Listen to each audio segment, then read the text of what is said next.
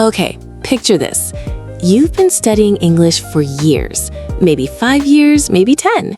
You watch American shows without subtitles. You read articles in English for fun. You follow along with your favorite podcasts word for word, even the fast ones, even the ones with slang you've never seen in a textbook. And then someone walks up to you and just says, "Hey, so what do you think about that?" And your mind goes completely blank. That pause, that horrible, endless, echoing pause. Right? Like, where did all that English go? Welcome back to Kindle English Podcast. I'm Hazel, and this is Finn. And today we are talking about one of the most frustrating experiences in the entire language learning journey. That gap, that sometimes enormous, baffling gap between understanding English perfectly well and actually being able to speak it. And it's such a specific kind of frustration, isn't it? Because you're not a beginner. You're not starting from zero. You know things. You have years of learning behind you. You just can't seem to get any of it out. You're not confused about what English is. You're not even confused about the words. You're just stuck somewhere between your brain and your mouth. And today we want to dig into why that actually happens, what's going on inside your head in those frozen moments, and more importantly, what you can genuinely do about it. And I want to say up front, this episode isn't about making you feel bad for struggling with this. Every single person who has ever learned a language as an adult has been exactly where you are. I hit this exact wall learning Spanish, and I remember how demoralizing it felt to have all this knowledge and not be able to use it. So wherever you are right now, whether you've been studying English for 2 years or 20, this is for you. And if it resonates, the most helpful thing you can do is subscribe to Kindle English Podcast and share this episode with someone who needs to hear it. It really does make a difference. It takes about 3 seconds, and it means we can keep making episodes like this one. Okay, Finn, let's get into it. So here's something I want to start with because I think it's going to feel both relieving and maybe a little bit annoying to hear. The reason you can understand English perfectly well but struggle to speak it is not because something is wrong with you, or because you've been learning wrong, or because you don't have enough vocabulary. It's because understanding a language and speaking a language are actually two fundamentally different skills, and they're trained in completely different ways. Wait, genuinely? Because I always assumed it was sort of the same thing, just running in opposite directions. Like the more you understand, the more you can speak. That's such a natural assumption. But think about it this way. Imagine you've watched 100 hours of professional football. You know the rules inside out, you recognize brilliant technique the moment you see it. You could watch a match and explain exactly what's happening and why. Does that mean you could walk onto the pitch and play at that level? Absolutely not. I'd last about 45 seconds before completely embarrassing myself. Right. Watching and doing are not the same muscle, and language works in a surprisingly similar way. When you're listening or reading, your brain is in what you might call receive mode. It's pattern matching, it's filling in gaps, it's running on what's often called passive knowledge, information that your brain recognizes and understands, but hasn't necessarily learned to produce on its own. Passive knowledge. So that's like the English that lives in your head, but you've never really had to retrieve it on demand? Exactly right. You might know a word when you hear it. You might know what it means, feel the full weight of it, even feel fond of it. But when it's your turn to speak, when you're the one who has to generate language, not just receive it, your brain has to do something completely different. And that's where things get complicated. Okay, that actually makes a lot of sense. Because I remember when I was picking up French, I could read a whole chapter of a novel and roughly follow what was going on. But the moment someone asked me a direct question in French, I would just freeze up completely, like a computer that's trying to run too many programs at once. Freeze up? Yes. That sudden, total shutdown when you know the language, but it just won't come out. Almost every language learner has had that experience in some form. Mine happened in a Parisian cafe. The waiter said, "Et pour vous?" And for you? And I just stood there. 1 year and a half of French classes. Gone. Evaporated. Oh, Finn, you were so close. I pointed at the menu and said, "Ça." That. I said that. But you got the coffee, which is technically a win. Communication achieved. Dignity, less so. The important thing is you got the coffee. So, what is actually happening when we freeze up like that? Because I don't think people realize how many things your brain is trying to do simultaneously the moment you open your mouth in another language. Right, and it feels so instant in your first language. You just talk. You don't think about any of it. Because in your first language, you've built up something like muscle memory for language. Your brain has automated all those tiny micro decisions, word choice, grammar order, pronunciation, intonation, pace, through literally thousands of hours of use, starting before you could read. You don't consciously run through any of it anymore. It just happens. Like how I don't think about which finger presses which key when I'm typing. My hands just know. That's it exactly. But in English, especially if you haven't spent much time actively speaking it, your brain is still doing all of that consciously, manually, one step at a time.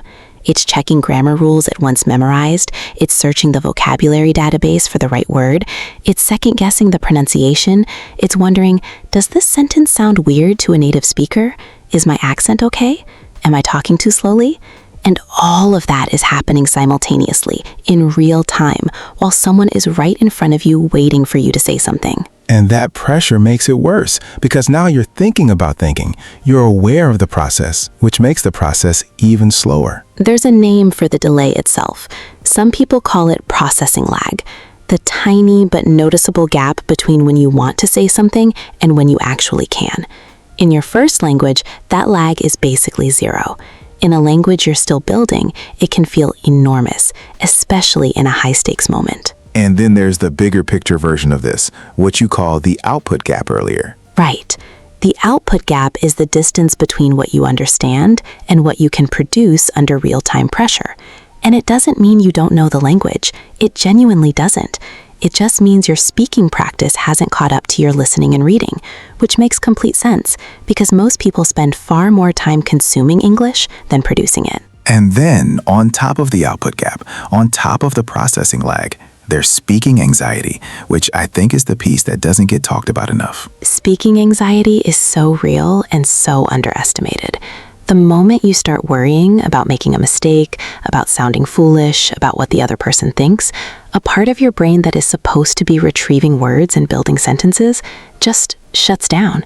It's like your working memory gets full of the worry, and there's no space left for the actual language. I had this acutely in Spanish class.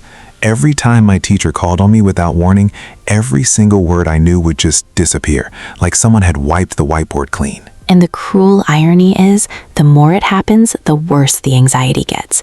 You freeze, you feel embarrassed, you become more anxious before the next conversation, so you freeze again. It's a cycle that feeds itself. Which raises the question, what breaks the cycle? Lowering the stakes, which sounds simple but is actually the whole key. The more you can speak in low-pressure situations, to yourself, to a friend, online, anywhere, the more your brain learns that speaking English isn't dangerous, and gradually, the freeze-up happens less. So the solution to speaking anxiety is more speaking, but starting somewhere that doesn't feel terrifying. Somewhere safe, where mistakes don't cost you anything. And we'll talk about where to find those spaces in a bit. I want to stay on this for a moment, because I think it explains something that confuses a lot of learners. A huge amount of formal English education, textbooks, grammar workbooks, reading comprehension exercises, even a lot of listening practice is excellent for building passive knowledge. And passive knowledge matters. It's the foundation. But none of it forces you to produce language under pressure in real time with another person. And there's this assumption, I think, that once your passive knowledge reaches a certain level, the speaking will kind of follow automatically, like a threshold you cross. And it doesn't work like that. Recognition and production are genuinely different processes. I can recognize whether a sentence sounds right. That doesn't mean I can construct it on demand. I can recognize a beautiful piece of music the moment I hear it. Cannot play the piano. Right. So what is active English? What does actually training your production look like? It's not just speak more, though that helps. It's specifically training your brain to generate language, to think out loud in English, to build sentences in real time, without looking anything up, without pausing to translate. Think out loud, like literally narrating your thoughts to To yourself? 100%. This is one of the most underrated practice strategies there is, and it costs nothing. Just narrate your day in English. You're making coffee. Say it out loud. I need to find the mugs. I can't find the mugs. Oh, they're in the dishwasher. Of course they are. Just keep a running commentary going. I did this in Spanish, and my flatmate genuinely thought something was wrong with me for about 3 weeks. Was it worth it? My Spanish speaking improved noticeably within a month. My flatmate adapted. Everybody won. Because you were training production, not just reception. You were building what I like to call active English, the part of your language knowledge that can be accessed and deployed instantly, under pressure, in a real conversation. You know what analogy this reminds me of? Learning to drive. When I was 17 learning to drive, I'd sat in cars my whole life. I understood cars perfectly. And then I got behind the wheel, and suddenly indicating, checking the mirror, steering, watching the road ahead, controlling the speed. It was all happening at once, and I couldn't manage any of it. And now? Now I can drive while having a full conversation, choosing a playlist, and arguing about where to stop for lunch. Because it's automated, it's muscle memory, and that's what we're building when we practice speaking out loud. Every time you think out loud in English, every time you have even a tiny, low-stakes conversation, you're automating one more tiny piece of it, one fewer thing your brain has to do consciously in the moment. So the chunks get smoother, the retrieval gets faster, the processing lag shrinks. Exactly, Finn. And you start to notice it. You'll have a conversation, and halfway through you'll realize, wait, I'm not translating. I'm just talking. That moment is everything when it happens. It really is. Okay, I want to make this really concrete because I know a lot of people here just practice speaking and think, okay, but how? With who? Where? Especially if English isn't the language around you every day. Let me give you a specific real-life scenario because I think it illustrates exactly what this gap feels like from the inside. A friend of mine had been learning English for about 8 years. She could do everything: read novels, watch films without subtitles, write formal emails, even edit documents at her job. Genuinely impressive English. And then her company hired a new manager from the US, and she had to start speaking in team meetings. Oh no. First meeting, the manager, really friendly, nothing intimidating, just asks her a direct question in front of the whole team. She knows the answer. She is 100% certain she knows the answer. She opens her mouth, silence. Because knowing the answer and producing it out loud in front of people, completely different things. And what she told me afterwards was the most perfectly accurate description of the output gap I've ever heard. She said, Hazel, I could see the answer in my head, like I could literally read it. I just could not get it out of my mouth. It was on the tip of her tongue. Exactly, on the tip of her tongue, which is such a good expression, by the way. It's on the tip of my tongue means you almost have a word or a thought. It feels like it's right there, right at the surface, but you just can't quite reach it. I know the word. It's on the tip of my tongue. Like when you forget someone's name and you can feel the name, but you just can't say it. Every single time with my neighbor. Every single time. Okay, Finn, do you want to do a quick role play? Because I think practicing is actually more useful than any amount of theory. Absolutely. What are we doing? Simple scenario. You're a professional who speaks English as a second language. We're colleagues. We've just bumped into each other in the break room at work. I'm going to start. Clearing throat? Ready. Cheerfully. Hey, how was your weekend? Do anything fun? Yeah, it was good. We went to, there is a market near my house, like a fresh food market with my family. Oh, I love those. What kind of things did they have? A lot of vegetables and bread, fresh bread. It smelled really very good. And there was a man selling, how do you say, like a drink from fruit? Not juice exactly. Oh, like a smoothie or a pressed juice? Yes, like a pressed juice. It was very nice, but it was very busy. More people than I expected. That sounds like a lovely Saturday, honestly. It was. Yeah, it was good. Okay, let's debrief that. Finn, what did you notice? I stumbled over my words several times, right at the start especially, and I used how do you say when I didn't have the exact vocabulary. And did the conversation fall apart? No, it kept going. You helped me find the word, and then it was fine. That's real conversation. When you stumble over your words, when you hesitate, when you reach for a word and can't find it, you don't stop. You describe around it. You use phrases like, how do you say? Or, something like, to keep the bridge going. And the other person almost always helps. That's just how communication works. And I want to flag something. The phrase stumble over your words. To stumble is to trip a little, right? Not fall down completely, just lose your footing for a second. So to stumble over your words is that little hesitation, that brief fumble with language. It happens to native speakers too. All the time. I stumble over my words when I'm tired, when I'm excited, when I'm trying to explain something complicated.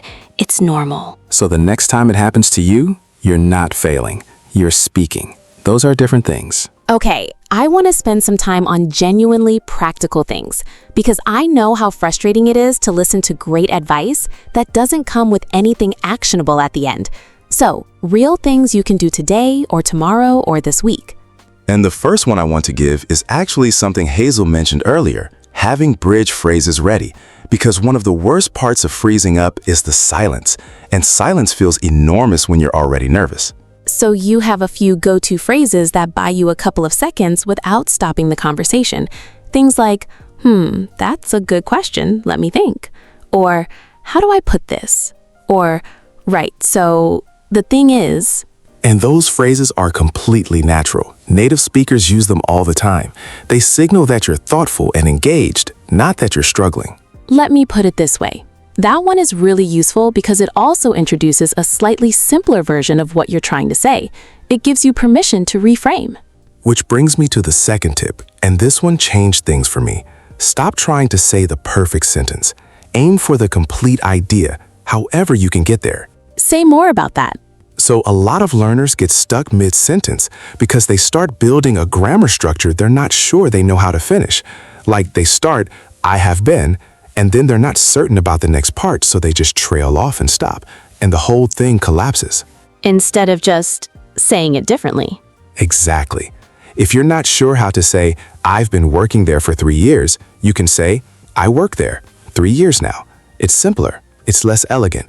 It is completely understandable, and the conversation continues without interruption. Because communication is the goal, not a grammar demonstration. Nobody is grading you. Third tip, and this one is worth really practicing, is around using chunks of English rather than building every sentence from scratch.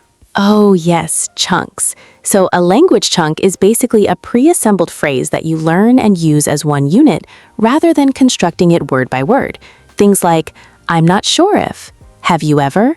The thing about that is, what I mean is, that reminds me of. And once you have a chunk stored, you don't have to think about the grammar inside it. You just grab it and deploy it. It's like having shortcuts built into your brain. The more chunks you've internalized through speaking and using them out loud, the less your brain has to construct in real time. And that's what lowers the processing lag. Which is why listening to natural English conversation, like say a podcast, helps so much. You're absorbing these chunks passively, but to actually use them, you have to also say them out loud. Fourth tip, this one is about disagreement, because I think it trips up a lot of learners who worry about sounding rude. Finn, you want to take this one? Yeah, so in a lot of English-speaking context, especially in the UK and Canada, there's this conversational softening layer. Instead of saying, no, that's wrong, or I disagree, you typically say something like, I'm not sure I see it that way, or yeah, I get where you're coming from, but I think. And that, yeah, I get where you're coming from at the start, that's not agreement, that's acknowledgement. You're saying, I heard you before you push back. See what he did there? You can disagree completely and still keep the relationship intact. That little cushion at the start isn't dishonest, it's just conversationally intelligent, and it keeps the other person engaged rather than defensive. For learners who come from cultures where more directness is normal, this takes some practice. But once you get it, it becomes natural really quickly. And the fifth tip is probably the hardest, and also probably the most important. Stop translating full sentences in your head before you speak. This is such a hard habit to break. I know, but here's why it matters. When you translate, you're running two full language systems simultaneously. You think in your first language, you translate to English, then you speak. That's at least 2 extra processing steps, and each one adds to the lag. And the lag is what makes you feel slow and clunky, even when your English is actually good. So what's the alternative? Because you can't just stop thinking. The alternative is to start thinking in small English chunks instead of full translated sentences. Not, let me think this whole thought in my language and then translate it, but instead, piece by piece, in English. I went, Saturday, to the market. Very crowded. Little fragments, loosely assembled in real time. And with practice, the fragments get longer and connect more smoothly, until eventually you're just thinking in English without noticing. That's the thing that starts to happen when you're really bridging the gap. You stop translating because there's nothing left to translate from. Bridging the gap, little by little. You know, I want to talk about something that I think adds a really important layer to this, which is that this understanding versus speaking gap isn't equal across different backgrounds. Where you grew up and how you were taught English shapes how wide that gap is. Really true. And it's worth naming, because I think some learners blame themselves for something that's actually just a product of their education system. So, in a lot of countries, formal English education is almost entirely focused on reading, writing, and grammar accuracy. Textbooks, translation exercises, multiple choice comprehension. Very little, sometimes zero, oral practice, which means learners graduate with genuinely impressive passive knowledge, but very little experience producing English under social pressure. And it's not their fault. If you've never been asked to have a real conversation in English in a classroom, you haven't had the chance to build those speaking muscles. It's like being trained to read music your whole life, but never being asked to sing. Whereas in places like Australia and Canada, English classrooms tend to be much more discussion-based. There are oral assessments, group debates, presentations, so learners coming out of those systems tend to have stronger speaking reflexes, not because they're smarter or more capable, but because they've been asked to produce more. And in Germany, from what I know, there's this really interesting cultural emphasis on precision and correctness, which produces very accurate, very sophisticated written English, but it can also create a kind of perfectionism around speaking, where people are reluctant to open their mouth unless they're certain what they're about to say is correct. Which feeds directly into speaking anxiety, because you've been trained to feel like a mistake is a failure, rather than a completely normal part of communication. And that idea that mistakes mean failure is genuinely one of the most harmful things you can take into language learning. In the UK, there's also this cultural oddity where speaking confidently or loudly in public is sometimes seen as a bit much. There's this kind of inherited awkwardness around public expression that even affects native speakers. So English learners who come here sometimes find that their self-consciousness around speaking is actually quite socially normal. Everyone around them is a little self-conscious too. That is painfully accurate.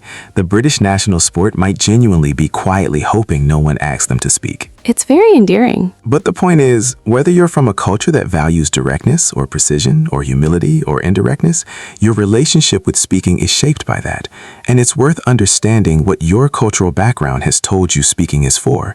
Is it to perform correctly or to connect with another person? Because when the goal shifts from performance to connection, when you stop trying to demonstrate your English and just start trying to be understood, everything gets a little easier. The speaking anxiety drops, the freeze-ups come less often. And here's something I genuinely believe. Most native English speakers, wherever you meet them, are impressed when they hear someone speaking their language. They're not scanning for mistakes. They're just glad you're talking to them. Because most monolingual native speakers have never successfully learned another language.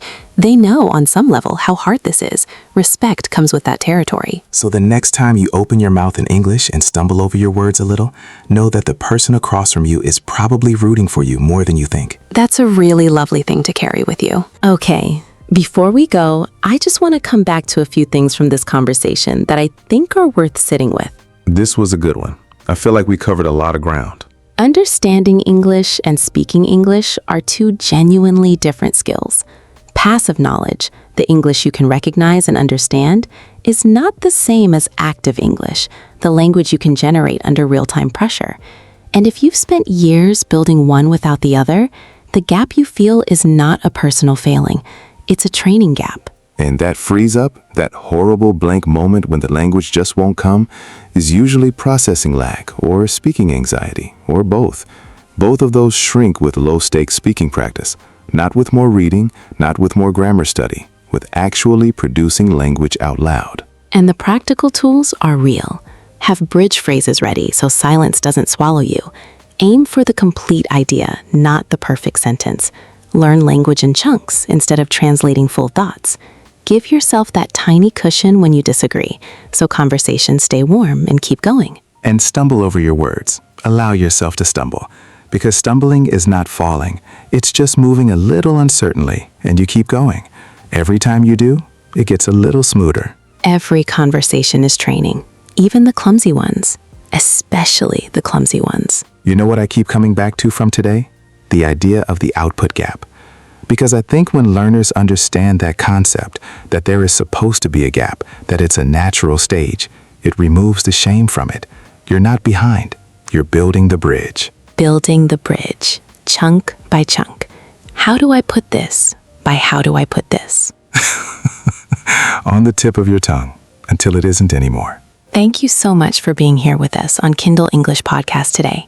This conversation genuinely means a lot, and I hope it landed somewhere useful for you. If it did, share it. Pass it on to someone else who's stuck in that gap right now. Leave us a comment telling us where you're from and what speaking situation feels hardest for you. We read them, and they shape future episodes. Subscribe if you haven't already, and we will see you in the next episode. And in the meantime, go talk to yourself. Narrate your commute. Tell your kettle what you're doing. Describe your lunch to no one in particular. Your active English is waiting to be woken up. Good night, everyone. Chuckling softly. Night,